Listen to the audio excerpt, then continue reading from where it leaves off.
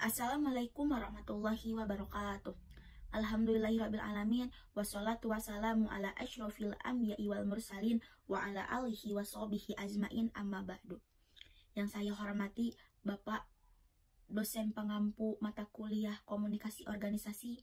Yang saya hormati rekan-rekan seperjuangan kelas 7 MDA. Pertama-tama marilah kita panjatkan puja dan puji syukur kehadirat Allah Subhanahu wa Ta'ala, yang mana yang telah memberikan rahmat, taufik dan hidayahnya kepada kita semua. Sholawat beserta salam semoga terlimpah curahkan kepada junjungan kita, yakni Kanjeng Nabi Muhammad SAW. Tak lupa kepada para sahabatnya, keluarganya, dan kita selaku umatnya. Semoga berada dalam lindungan dan kasih sayangnya. Perkenalkan, saya Istia Latifatul Hasanah. Di sini saya akan memandu jalannya diskusi.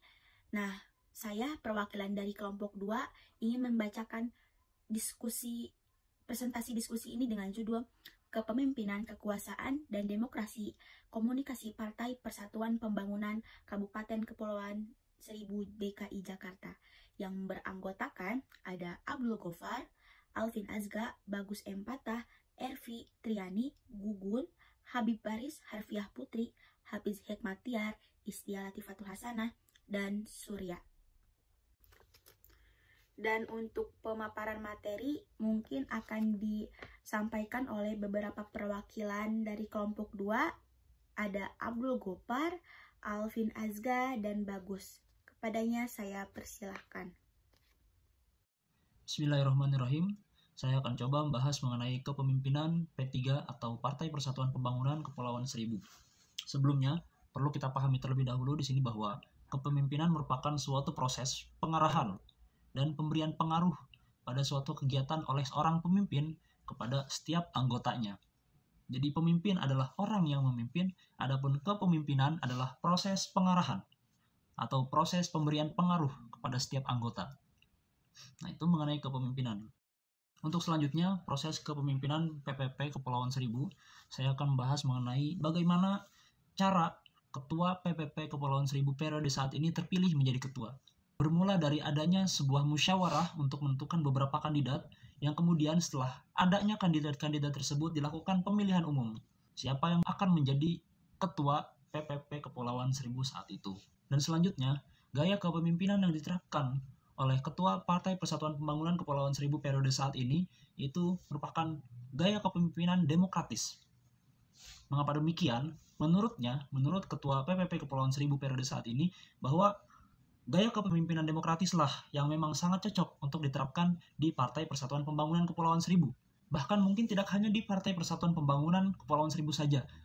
Jadi menurut beliau bahwa kepemimpinan demokratis ini memang sangat cocok diterapkan oleh organisasi lain atau partai-partai lainnya, karena terbilang sangat efektif, di mana pemimpin tidak hanya sekedar mengontrol anggota, namun juga memberikan bimbingan serta memberikan peluang kepada anggota untuk menyampaikan ide-ide atau saran yang mereka miliki.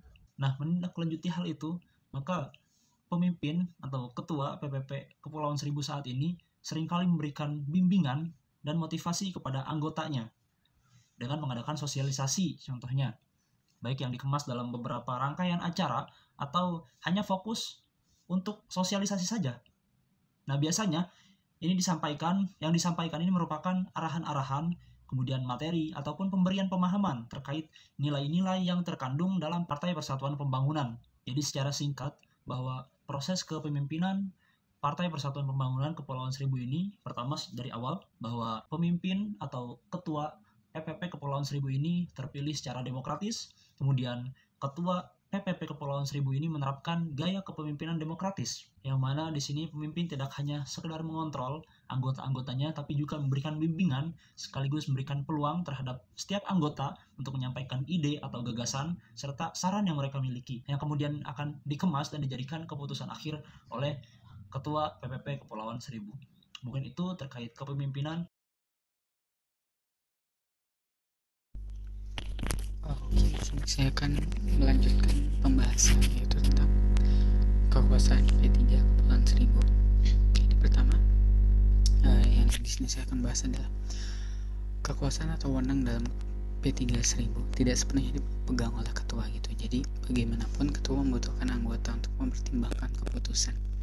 Jadi saya ambil contoh dalam keputusan terkait program P3 Kepulauan Seribu. Jadi dalam penentuan itu dibutuhkan seluruh anggota melalui rapat, kemudian disepakati bersama, bukan semata dari ketua gitu, tetapi juga dipilih oleh anggota. Jadi itu adalah keputusan mufakat atau keputusan bersama.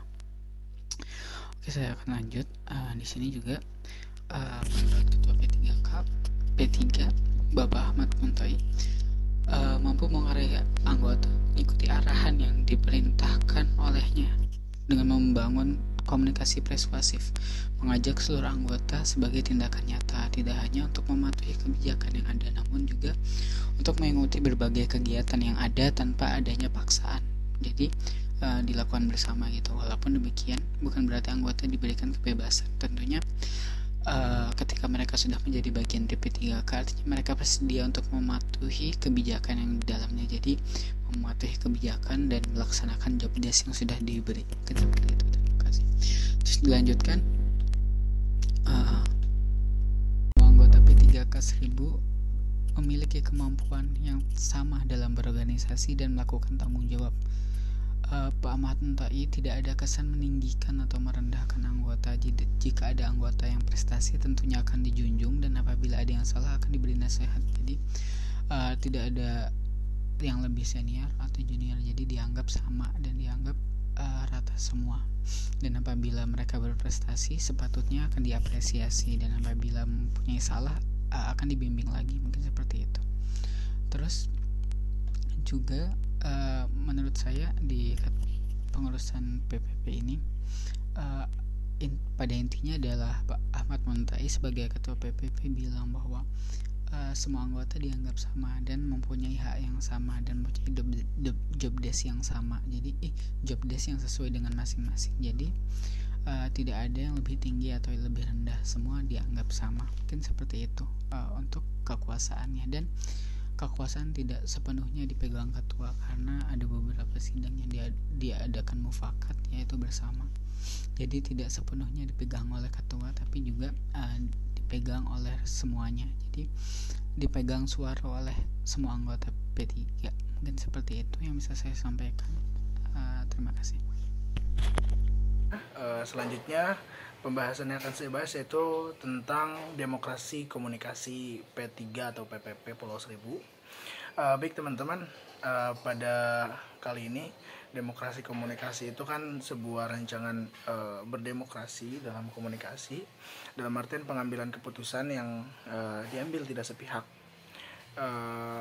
Kemudian di sini kalau di P3 Kepulauan Seribu itu aktualisasikan strategi kontrol, yaitu dari seorang ketua itu membatasi anggota dengan membuat beberapa kebijakan dan juga aturan yang tidak memberatkan, tidak hanya sekadar membatasi kebebasan anggota agar tetap tertib dan tidak ada perilaku yang berbelok dari ideologi P3 Kepulauan Seribu. Jadi memang teman-teman, di sini kebijakan untuk demokrasi kan pengambilan keputusan tetap berada pada pimpinan, seperti itu. Jadi di sini pada P3 ini melakukan demokrasi komunikasinya dengan melakukan beberapa pembatasan, tapi tidak memberatkan kepada anggota untuk tetap mengaktualisasikan atau memberikan saran dan juga masukan, seperti itu. Kemudian selanjutnya ada juga setiap anggota ini diberikan hak untuk menyampaikan aspirasi pastinya. Yang kemudian aspirasi ini yang telah disampaikan akan dipertimbangkan oleh ketua dan ditindaklanjuti dengan mengadakan musyawarah agar ada output dari penyampaian aspirasi. Kemudian aspirasi yang disampaikan itu dapat diterima dan dapat diterapkan. Maka barulah jadi keputusan akhir. Jadi itulah rangkaiannya dari proses demokrasi komunikasi P3 Pulau Seribu itu teman-teman. Nah kemudian dalam proses komunikasi P3 Kepulauan Seribu ini terdapat dua jenis komunikasi, ada komunikasi internal dan juga komunikasi eksternal. Nah pada komunikasi internal tentunya lingkup yang berperan di sana ya bagian kehumasannya yang memberikan peran, dan juga yang maksudnya lingkup humas yang memberikan peran antar internal dan eksternal seperti itu.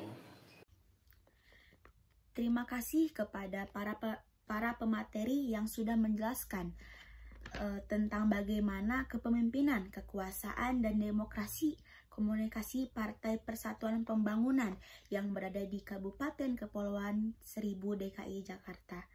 Dan mungkin hanya cukup sekian dari kelompok 2, kurang lebihnya mohon dimaafkan.